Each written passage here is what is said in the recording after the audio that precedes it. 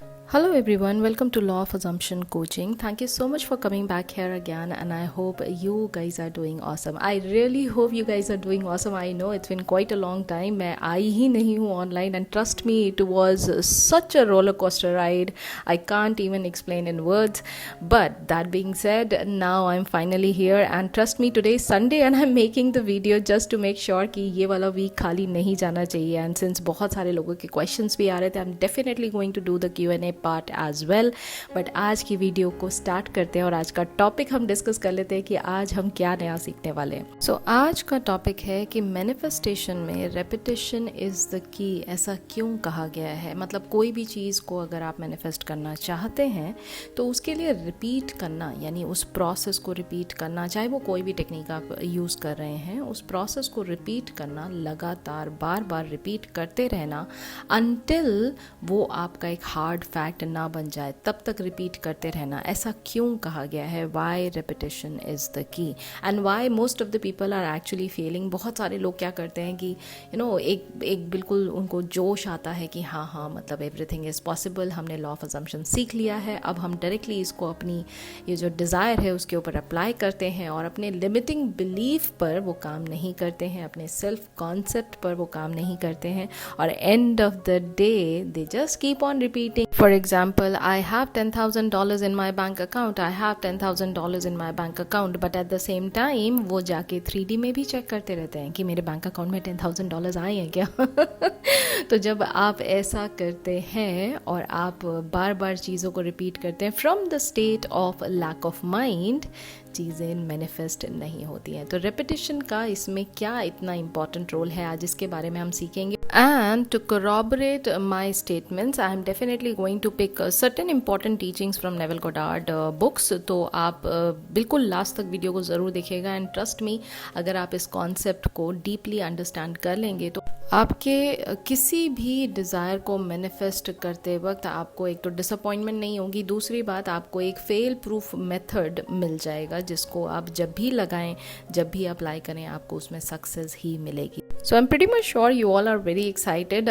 मैं अपनी आवाज़ के लिए थोड़ा सा अपोलोजाइज पहले कर देती हूँ. मेरी तबीयत बिल्कुल ठीक नहीं थी, अभी मैं वापस से थोड़ा सा बोलने लायक हो गई हूँ, तो I am apologising for the bad voice. But I am pretty much sure आपको कॉन्सेप्ट पर ध्यान देना है, आवाज़ पर नहीं, तो आपको चीज़ें समझ में आ जाएंगी. All right, so let's get started with our topic today. सो रेपिटेशन इतना इम्पॉर्टेंट एलिमेंट मैनिफेस्टेशन का क्यों माना जाता है? उसके बहुत सारे इम्पॉर्टेंट कारण हैं, उसके बहुत सारे इम्पॉर्टेंट पर्पज़ हैं जो इस पूरे के पूरे प्रोसेस को, जिसमें आपका गोल या डिज़ायर को अचीव करने का जो प्रोसेस है, उसमें ये बहुत बड़ा रोल प्ले करता है. तो कपल ऑफ रीजंस मैं यहाँ से आपको शुरुआत करके बताती हूँ कि ये क्यों कहा गया है कि रेपिटेशन इज़ द की. सबसे पहले तो आप ये बात जान लीजिए कि जो मैनिफेस्टेशन का होल प्रोसेस है वो आपके थ्रू स्टार्ट होता है, ठीक है. और आपके थ्रू स्टार्ट होने का मतलब ये हुआ कि सबसे मेजर और मोस्ट इम्पॉर्टेंट जो रोल आता है इस पूरे के पूरे प्रोसेस में, वो आता है आपके सबकॉन्शियस माइंड का. अब आपका सबकॉन्शियस माइंड 24 आवर्स आपके लिए काम करता है, 24 आवर्स आपकी बातें सुनता है, और 24 आवर्स में जो भी चीज़ें आप कर रहे होते हैं, अपनी 5 सेंसेस से जो भी चीज़ों को आप ऑब्जर्व कर रहे हैं, देख रहे हैं, फील कर रहे हैं, और जितनी बार रिपीट कर रहे हैं, वो सारी की सारी चीज़ों को वो ऑब्जर्व करता है और उसको एज अ डेटा इनपुट के फॉर्म में डालता रहता है. जैसा कि एक कोटेशन है नेवल गोडार्ड का फ्रॉम द बुक रिजरेक्शन, उसमें उन्होंने ये कहा है, nothing comes from without, all things come from with in, from the subconscious. ये उन्होंने कहा है. तो ये साफ साफ एक ही बात बताता है कि हर एक चीज़ आपकी सबकॉन्शियस माइंड के थ्रू मैनिफेस्ट होती है. जो भी आप 3D में देख रहे हैं वो आप ही का क्रिएशन है. यहाँ तक बात क्लियर हुई? तो अब अगर आप माइंड की बात करें तो mind is full of thoughts, mind is full of different ideas. आपके दिमाग में हमेशा कुछ ना कुछ चलता रहता है. ये थॉट्स को अगर आप कंट्रोल नहीं करते हैं तो ये केओटिक फॉर्म भी ले सकता है. It is a world known fact that your mind is extremely powerful and trust me, there is nothing that your mind can not achieve. The only thing is कि आपको पूरा का पूरा अपना फोकस, अपना अटेंशन उस एक पर्टिकुलर चीज़ पर बार बार लगाते रहना है. माइंड बहुत चंचल है, ठीक है, छोटा सा बच्चा है माइंड, जो कि हमेशा इधर उधर चीज़ों में डिस्ट्रैक्ट होता रहता है. तो अगर आप उसको ट्रेन करेंगे, अगर आप उसको स्टेप बाय स्टेप प्रोसेस के हिसाब से अगर आप उसको बार बार ट्रेन करते रहेंगे, एक टाइम आएगा कि आपको जिस भी चीज़ की चाहत है, जिस भी चीज़ का आपका डिज़ायर है, जो गोल आपको अचीव करना है, वो अचीव कर लेगा. There is nothing which is impossible for your mind. इतना ज़्यादा पावरफुल है आपका माइंड, ठीक है. तो पहला जो इम्पॉर्टेंट फैक्टर है रेपिटेशन, क्यों इतना इम्पॉर्टेंट है मैनिफेस्टेशन प्रोसेस में, that is reinforcing belief. Now reinforcing का मतलब क्या हुआ? रीइंफोर्सिंग मतलब किसी चीज़ को स्ट्रेंथन करना. अब बिलीफ कैसे बनता है ये मैं पहले भी बता चुकी हूँ, शायद जो लोग मेरे चैनल पर पुराने हैं उनको पता है ये चीज़. जब किसी भी थॉट को आप बार बार रिपीट करते हैं, वो बिलीफ का फॉर्म ले लेता है. जैसे फॉर एग्जाम्पल, आपका कोई पर्टिकुलर टॉप है या किसी के लिए कोई शर्ट है, वो पर्टिकुलर कलर की है, और आप जब उस शर्ट को या उस टॉप को पहनते हैं, आपको कोई ना कोई गुड न्यूज़ मिल जाती है, ठीक है. तो आपने एक बार किया, 2 बार किया, 3 बार किया, रिपीट करते गए वो प्रोसेस को, और every time it is giving you that same outcome. आपका बिलीफ बन गया कि ये मेरी लकी शर्ट है, ये मेरा लकी टॉप है, और जब मैं इस लकी टॉप को या इस लकी शर्ट को पहनता हूँ या पहनती हूँ, हमेशा मुझे वही आउटकम मिलता है जो मैं चाहता हूँ. तो ये आपका बिलीफ बन गया. एक ही चीज़ को आपने बार बार रिपीट किया, ये आपका बिलीफ बन गया. तो इसी तरह से जो मैनिफेस्टेशन प्रोसेस है, जिसमें सबसे ज़्यादा इम्पॉर्टेंट है बिलीफ. अगर आप किसी चीज़ को बिलीव करते हैं कि ये मेरे लिए बना है, ये डिज़ायर अगर मेरे थ्रू आ रही है, यानी मेरे अंदर से क्रिएट हो रही है, दैट मीन्स ये डिज़ायर मेरे लिए बनी हुई है. और इस बिलीफ के साथ जब आप आगे बढ़ते हैं, उस चीज़ को बार बार रिपीट करते हैं, उस चीज़ को बार बार सोचते हैं कि आपको कैसा लगेगा जब ये डिज़ायर आपकी अपनी हो जाएगी, आपको कितनी खुशी महसूस होगी. उस सीन को आप इमेजिन करते हैं, उस एहसास को आप बार बार रिपीट करते हैं. ये कहीं ना कहीं आपके सबकॉन्शियस माइंड को इनपुट के फॉर्म में बार बार ये मैसेज दे रहा है that this is pretty much important for you. ना इट वर्क्स बोथ साइड. अगर ये पॉजिटिव के लिए काम करता है, तो ये नेगेटिव के लिए भी काम करता है.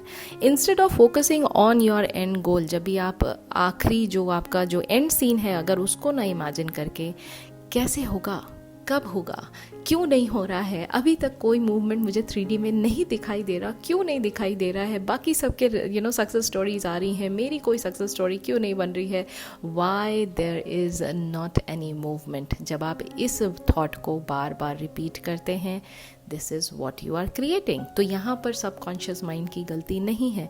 आप उसको जो बताएंगे, आप उसको जितनी बार बताएंगे, वो उसी चीज़ को आपकी लाइफ में बार बार क्रिएट करेगा. तो रीइंफोर्सिंग बिलीफ का मतलब ये हुआ कि ये आपके इनर जो बिलीफ सिस्टम है उसको हेल्प करता है स्ट्रेंथन करने के लिए, कि आप जो चाहते हैं वो 100% फर्स्ट ऑफ ऑल अटेनेबल है, वो 100% आप ही के लिए बना है, और वो 100% आपको वो जॉय देगा ही देगा जो आप इमेजिन कर रहे हैं, ठीक है. तो इसलिए ये इम्पॉर्टेंट हो जाता है कि प्रोसेस को रिपीट करना बहुत ज़रूरी है.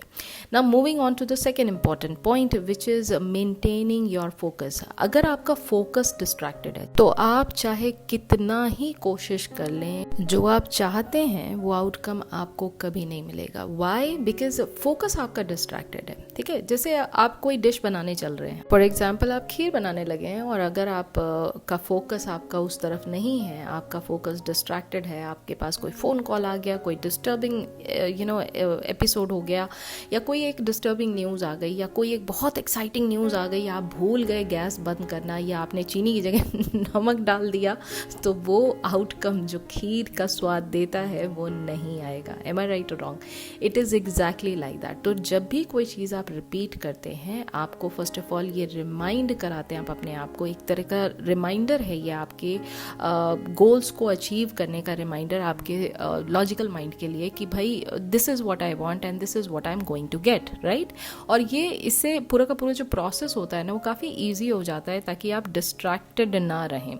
अगर आप डिस्ट्रैक्टेड नहीं रहेंगे तो डिस्करेज भी नहीं होंगे. मतलब होता क्या है कि खासकर जैसे SP का मैं एक एग्जाम्पल ले लेती हूँ. अब आप चाहते हो कि आपका एसपी आपको मैसेज करे, आपके साथ बहुत ज़्यादा इन्वॉल्व रहे, आपको टाइम दे, आपके सुख दुख में आपके साथ खड़ा रहे, आपके साथ इन्वॉल्व रहे, राइट। अल्टीमेट एम जो है वो आपका ये रहता है। बट करंट सिनारियो में, करंट रियलिटी में एसपी ने तो आपको ब्लॉक करके रखा हुआ है। वो बात अलग है कि आप उनको कहीं कहीं चेज़ कर रहे हैं, मे बी सोशल मीडिया पे आप चेज़ कर रहे हैं, उनको देख रहे हैं क्या चल रहा है उनकी लाइफ में, क्या नहीं चल रहा है। अब वो पर्सन अपनी लाइफ में खुश है, वो तो इतनी सारी शॉर्ट रील्स डाल के या अपनी नई नई स्टोरीज डाल के वेयर ही और she is posing like they are the star of their family और they are the star among their friends, वो तो ये सारा कुछ कर रहे हैं और दुनिया भर की जो तारीफ़ें हैं वो लूट रहे हैं दुनिया से। आप उस पोस्ट को देखकर ज़बरदस्त डिस्करेज हो गए, क्योंकि अब आप डिस्ट्रैक्टेड हैं, अब आप 3D की तरफ ध्यान दे रहे हैं। आपका पूरा का पूरा फोकस क्या है, देखो तो यहाँ ये पर्सन कितना खुश है और मैं यहाँ इस पर्सन के पीछे रोए जा रही हूँ, या मैं इस पर्सन के पीछे कितना ज़्यादा दिमाग लगा रही हूँ या लगा रहा हूँ। आपका माइंड कहाँ फोकस है? आपका माइंड फोकस्ड इस तरफ है कि आप 3D में जो देख रहे हैं उसके अगेंस्ट में आप अपना जजमेंट दे रहे हैं, उसके अगेंस्ट में आप चीज़ों को एक एनालाइज कर रहे हैं, उसको एक्सेप्ट कर रहे हैं एज योर रियलिटी। जबकि होना क्या चाहिए? होना ये चाहिए कि आपको आंखें बंद करके जो इमेजिनल सीन है जिसमें एंड में वो पर्सन आप ही का है, आपको उस पर ध्यान देना चाहिए। ये लॉन्ग टर्म गोल की बात हो चाहे शॉर्ट टर्म गोल की बात हो, जब तक आप इस एंड गोल को अपना खुद नहीं मानेंगे, इस पर बार बार काम नहीं करेंगे, इसको लगातार रिपीट नहीं करेंगे, आप 3D की तरफ फोकस्ड होते रहेंगे, आप डिस्ट्रैक्टेड होते रहेंगे, आप डिस्करेज होते रहेंगे, आप डिसअपॉइंटेड होते रहेंगे, और फिर दुनिया भर के आप मुझे कमेंट करके बात करेंगे कि मेरा मूड तो इतना ख़राब रहता है, ये होता है, वो होता है। You can go and check out all those bad mood messages that you have sent me कि भाई ये सारी परेशानी हमें होती है। तो इसको ख़त्म करने के लिए repetition is the key।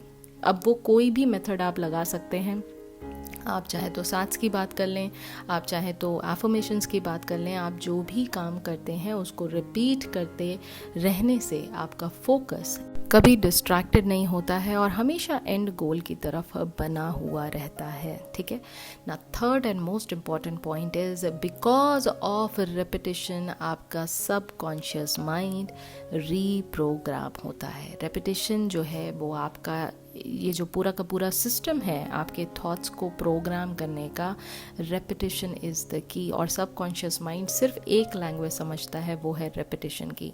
आप उसको हिंदी में बोलें, आप उसको इंग्लिश में बोलें, आप उसको जो मर्जी है लैंग्वेज में बोलें, वो सिर्फ एक ही चीज़ समझता है, रिपीट क्या हो रहा है।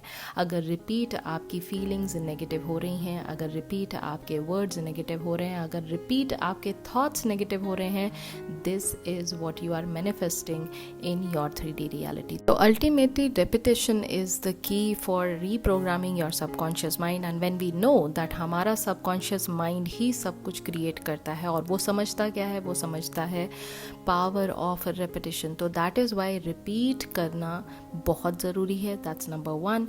Number 2 is क्या रिपीट कर रहे हैं आप, उस चीज़ को ऑब्जर्व करना भी बहुत ज़रूरी है। सो यहाँ पर मैं एक नेविल गोडार्ड का कोटेशन है from the power of awareness, मैं वो आपको बताती हूँ। उन्होंने कहा the great secret is a controlled imagination and a well sustain attention firmly and repeatedly focused on the feeling of wish fulfilled until it fills the mind and crowds all other ideas out of consciousness। Now what does this mean? This clearly means कि जो एक बहुत बड़ा secret है manifestation का, successful manifestation का, वो है कंट्रोल्ड इमेजिनेशन। यानी आउटकम आप डिसाइड करें, उस आउटकम को, एंड गोल को, एंड सीन को आप बार बार रिपीट करें, और एक सस्टेन्ड अटेंशन आप रिपीटेडली फोकस्ड के साथ जब फीलिंग ऑफ विश फुलफिल्ड महसूस करेंगे, यही एक स्टेट आपके बाकी सारे के सारे आइडियाज़ को ओवरशैडो कर देगा और इसी से आपके कॉन्शियसनेस में इस डिज़ायर्ड सीड को जन्म देगा और इसी से आपकी जो फाइनली जो डिज़ायर है वो फुलफिल होती है, आपको दिखाई देगी। तो that is what he has said and I am pretty much sure आपको इसका एक्चुअल मीनिंग समझ में आ गया होगा अभी तक। एक और जो खास इंपॉर्टेंट रीज़न है जिसकी वजह से रेपिटेशन बहुत ज़्यादा इंपॉर्टेंट हो जाता है, और इसको ना बहुत ज़्यादा अंडर एस्टिमेट किया जाता है। मैं आपको बार बार ये कहूँगी कि ये चीज़ आप मन में बिठा लेंगी, जब तक आपकी लाइफ में फोकस और क्लैरिटी नहीं है ना, आपके किसी भी मैनिफेस्टेशन टेक्निक को काम करना मतलब पॉसिबल ही नहीं है कि वो काम करेगा और आपको सक्सेस देगा। फोकस और क्लैरिटी आपके रिपीट करने से ही आपको बार बार ये एहसास होता रहेगा कि मुझे लाइफ में क्या चाहिए। आप किसी और थॉट को एंटरटेन नहीं करेंगे। कभी भी आप किसी भी एथलीट को जो भी स्पोर्ट्स में आगे बढ़ना चाहते हैं, चाहे वो F1 कार रेसर्स हों या फिर कोई भी और स्पोर्ट्स प्लेयर हों, उनका सबसे पहला काम यह होता है कि ये मान लेना कि जिस गोल को वो अचीव करना चाहते हैं वो ऑलरेडी उनके पास है, ठीक है। तो वो हमेशा उस मेडल को विजुलाइज करते हैं, उस मेडल को महसूस करने की कोशिश करते हैं, उसको देखते हैं। वो if they are participating in Olympics then they are going to listen to the crowd, the cheering voice, and वो जो ओलंपिक्स की रिंग्स हैं उसको, वो कलर्स को और उस रिंग को विजुलाइज करते हैं, एंड द फाइनल जो ट्रॉफी है उसको महसूस करने की कोशिश करते हैं। And they feel the Joy, they feel the pride कि अपनी कंट्री के लिए जब उन्होंने ये मेडल हासिल किया या ट्रॉफी हासिल की तो उसको उस समय उनको कैसा फील होगा। और जब भी ये चीज़ को वो रिपीट करते हैं वो किसी और थॉट को एंटरटेन करते ही नहीं है। आप खुद सोच के देखिए जितनी डिफ़िकल्ट ट्रेनिंग उनको मिलती है और वो कई सालों तक उस ट्रेनिंग को करते हैं। और ये मैं स्पोर्ट्स प्लेयर की बात नहीं कर रही। सपोज करिए आपका एम जो है वो मिलियनर बनने का है, तो आप एक दिन में तो मिलियनर बन नहीं जाएंगे। आपको उस अगर आपको बिजनेस ग्रो करना है, आप one of the top businessman person बनना चाहते हैं, या फिर आप एक पर्टिकुलर कंपनी में प्रमोशन हासिल करना चाहते हैं, तो obviously it is not going to happen overnight. It is going to take lots and lots of hard work. It is going to take lots and lots of midnight oil burning जैसा काम किया जाता है, रातों रात ऐसे आप काम करते हैं, हार्ड वर्क करते हैं, उसकी तरफ आगे बढ़ने के लिए दिन रात कोशिश करते हैं। और तब आपको क्या लगता है, आपके और हमारी तरह इनके घर में भी प्रॉब्लम होती है। कहीं किसी को मेंटल प्रेशर्स बहुत ज़्यादा हैं, कहीं किसी के घर में बहुत सारी प्रॉब्लम्स हैं। हमारे इंडिया में तो आपने कितने सारे लोगों को देखा है कि उनके पास लिटरली रात को सोने के लिए जगह नहीं हुआ करती है। बहुत सारे आप एग्जाम्पल्स देखेंगे ऐसे कि जिन्होंने लाइफ में लिटरली बहुत ज़्यादा स्ट्रगल किया है। तो आप ये देखिए कि उस स्ट्रगल को ये अपने ऊपर हावी नहीं होने देते हैं। ये एंड गोल को इतना फोकस्ड होके, इतनी क्लैरिटी के साथ उसको अपने माइंड में बसा लेते हैं कि इनको ये सारी प्रॉब्लम्स, ये सारे स्ट्रगल, वो मूड अपसेट हो जाना छोटी छोटी बात पे, घर में किसी ने कुछ कह दिया तो भाई मूड अपसेट हो गया और मूड हम मुंह बना के बैठ गए कि हमारी लाइफ में तो कुछ अच्छा नहीं चल रहा है। इन चीज़ों को ये अपने ऊपर हावी नहीं होने देते हैं। इनके पास सिर्फ और सिर्फ एक गोल होता है जिसको इन्हें हर हाल में अचीव करना है। एंड इनकी लाइफ का एक ही फंडा होता है, there is no plan B. यही प्लान है, यही वर्कआउट करेगा और यही मुझे एंड रिजल्ट देगा ही देगा। This is what they think about and that is where इनका फोकस, इनकी जो क्लैरिटी है इस रिपीटिंग प्रोसेस से इनको वो चीज़ दिलाती है जो बाकी दुनिया के लिए शायद इम्पॉसिबल लगती है। ठीक है, that is why it is very much important. और ये बहुत इंपॉर्टेंट पॉइंट है जो लोग काफ़ी अंडर एस्टिमेट कर लेते हैं। ठीक है, अब आगे बढ़ते हैं। अगला पॉइंट है कंसिस्टेंसी का। अगर देखिए कंसिस्टेंसी किसी भी चीज़ में, अगर आपको कोई चीज़ लाइफ में अचीव करनी है, अगर आपने कंसिस्टेंटली उसके ऊपर काम नहीं किया है, वो रिज़ल्ट आपको देगी ही नहीं। ऐसा सोचो ना, आप फॉर एग्जांपल आप राइस बनाने जा रहे हैं, ठीक है, तो अभी तो आपने गैस ऑन किया, थोड़ी देर बाद आप गैस ऑन करके भूल गए, या कंसिस्टेंटली आपने उसकी तरफ ध्यान नहीं दिया, या पानी में भिगो के आपने राइस को रख दिया और उसके बाद आप भूल गए कि इसको तो हमें गैस पर ऑन करके रखना भी था, या आपने कुकर में उसको नहीं डाला। There are so many things, consistently step by step you need to pay attention to the whole process of doing that thing, right. अगर आप उसको ध्यान से उस कंसिस्टेंसी के साथ काम नहीं करेंगे, वो एंड रिजल्ट आपको कैसे दे देगा। ऐसे थोड़े ना है कि कल हमने राइस को सोक करके रख दिया और आज हम चलेंगे उसको बनाने के लिए, तो आज तो वो खराब हो जाएगा। Are you getting my point? So consistency से आपके इस बात का पता चलता है कि आप कितने ज़्यादा कमिटेड हैं अपने अपने गोल की तरफ, आप कितना ज़्यादा सीरियस ले रहे हैं अपने गोल को। और ये वन टाइम एफर्ट नहीं है, it is an on going practice. जितना जल्दी आप इस प्रैक्टिस को अपनी हैबिट बना लेंगे ना, उतना ही जल्दी आपको सक्सेस मिलेगी और उतनी ही कंसिस्टेंटली आपको रिजल्ट्स भी सक्सेसफुली मिलते चले जाएंगे। तो that is Y consistency is very very very much important. Now not only that, if you think about it, जब भी आप कंसिस्टेंटली कोई काम कर रहे होते हैं, सीरियसली उस चीज़ को पकड़ के बैठे हैं, आप छोड़ने मतलब आप लेट गो कर ही नहीं रहे हैं कि नहीं भाई ये तो मुझे चाहिए ही चाहिए, आप देखेंगे आपके अंदर एक पॉजिटिविटी का एक बर्थ होगा। मैं ऐसा क्यों कह रही हूँ, मैं आपको बताती हूँ इसका रीज़न। जब भी आप एक इमेजिनेशन में या for that matter even affirmation में जब भी आप पॉजिटिव वर्ड्स का इस्तेमाल करते हैं, वो बाय डिफ़ॉल्ट आपके माइंड को चेंज कर रहा है। वो बाय डिफ़ॉल्ट वो नेगेटिव थॉट्स को एंटरटेन नहीं कर रहा है आपका माइंड। वो बाय डिफ़ॉल्ट आपके अंदर नेगेटिव सेल्फ टॉक को पैदा होने नहीं दे रहा है। इनफैक्ट जब भी आप इस पॉजिटिविटी को बढ़ाते चले जाएंगे, आपका लिमिटिंग बिलीफ अपने आप धीरे धीरे करके ख़त्म होता चला जाएगा। अपने आप आपके पॉजिटिव बिलीफ को आप इतना ज़्यादा पावरफुल बना देंगे कि अल्टीमेटली आपको ये चीज़ इम्पॉसिबल लगेगी ही नहीं। Right, and we all know कि सेल्फ टॉक कितना ज़्यादा इंपॉर्टेंट है। और अगर सेल्फ टॉक नेगेटिव चल रहा है then there is a problem. अगर लिमिटिंग बिलीफ अभी भी आप पकड़ के बैठे हैं then there is a problem. तो इस चीज़ को ख़त्म करने के लिए रेपिटेशन इज़ द की। और जब भी आप रिपीट करते हैं पॉजिटिविटी के साथ, आपके अंदर एक पॉजिटिविटी तो आती ही आती है, प्लस आपको एक बहुत ही बेहतरीन कॉन्फिडेंस मिलता है कि no matter what the 3D situation is showing me right now, I know मेरा एंड गोल मेरे तक ज़रूर पहुंचेगा। ठीक है। And last but not the least, जब भी आप चीज़ों को रिपीट करते हैं, वो बाय डिफ़ॉल्ट आपके विजुअलाइजेशन को यानी इमेजिनेशन को इतना ज़्यादा पावरफुल एक्सपीरियंस बना देता है that you are going to feel completely emotionally attached with your end scene. मैं इसका एग्जांपल देती हूँ आपको। जैसे आप पॉजिटिवली एक एफर्मेशन बोल रहे हैं that I am so happy and grateful that I have my dream job. Now if it is your dream job, जैसे किसी का ड्रीम जॉब है कि उनको पायलट बनना है, if it is your dream job, how is it going to make you feel? आपको उस लेवल पे पहुंच के कैसा लगने वाला है? आप शायद वो एंड सीन में अपने पेरेंट्स को देखेंगे कि उनके चेहरे पर कितनी ज़्यादा खुशी है।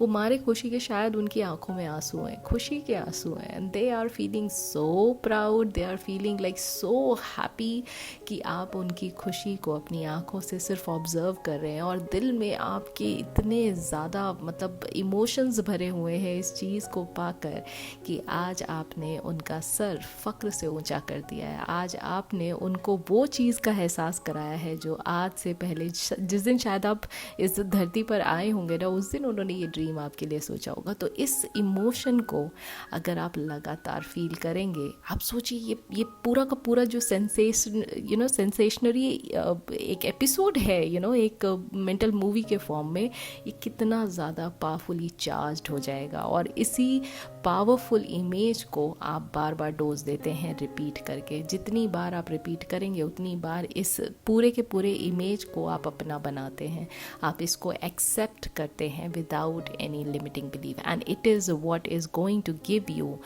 Your end goal, it is what is going to give you your manifestation. ठीक है। So that is why repetition is the key. इसीलिए कहा गया है कि बार बार जब भी आप रिपीट करें, बार बार देखिए कि आप रिपीट क्या कर रहे हैं, बार बार ऑब्जर्व करिए अपने थॉट्स को, अपनी फीलिंग्स को, और रिपीट करते रहिए वो एंड गोल जो आपको अल्टीमेटली आपको एंड में चाहिए। बार बार उस चीज़ को रिपीट करते रहिए, क्योंकि जैसा मैंने कहा techniques person to person change हो सकती हैं। टेक्निक्स किसी के लिए सैट्स इम्पॉर्टेंट होगा, किसी के लिए एफर्मेशन इम्पॉर्टेंट होगा, लेकिन आपका माइंडसेट अगर सही है, अगर आपका माइंडसेट कंप्लीट क्लैरिटी के साथ बिल्कुल फोकस्ड है उस एंड गोल पे, और उस चीज़ को आप बार बार रिपीट कर रहे हैं, it is bound to come to you, it is bound to happen in your 3D reality.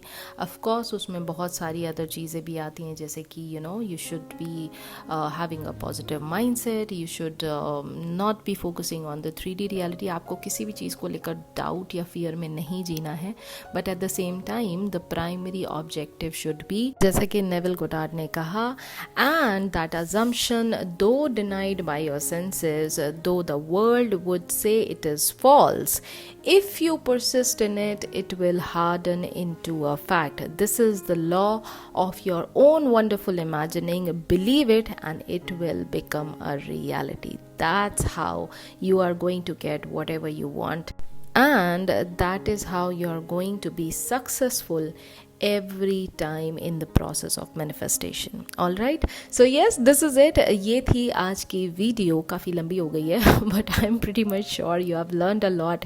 अगर आज की वीडियो आपको पसंद आई है then please do give it a big fat thumbs up, एक बड़ा सा लाइक करिएगा और मुझे बताइएगा ज़रूर कि आज की वीडियो से आपने क्या सीखा and what is your takeaway from today's video. And just in case अगर आपके कोई क्वेश्चंस हैं आज की वीडियो से related then please comment me down in the comment section. Also अगर आपने मुझे अभी तक इंस्टाग्राम पे फॉलो नहीं किया है then you can always follow me on Instagram. My Instagram handle is law of assumption coaching. आप मुझे वहाँ फॉलो कर सकते हैं। वहाँ मैं बहुत सारे नेविल गोडार्ड के कोटेशंस एंड इम्पॉर्टेंट फैक्ट्स वहाँ पर मैं डालती रहती हूँ related with manifestation. It is going to help you in the journey of your manifestation and आपको काफ़ी ज़्यादा पॉजिटिविटी भी मिलेगी, तो डेफिनेटली आप वहाँ पर भी मुझे फॉलो कर सकते हैं। और अगर आप न्यू हैं इस चैनल पे तो प्लीज़ कंसिडर सब्सक्राइबिंग, क्योंकि इस चैनल पर आपको मिलता है detail description of Neville Goddard's teaching, that too in the most simplified language and with the most relatable example. So yes, consider subscribing. और अब मैं मिलूंगी आपसे बहुत जल्दी इन द नेक्स्ट वीडियो। तब तक अपना ख्याल रखिए एंड हैप्पी मैनिफेस्टिंग।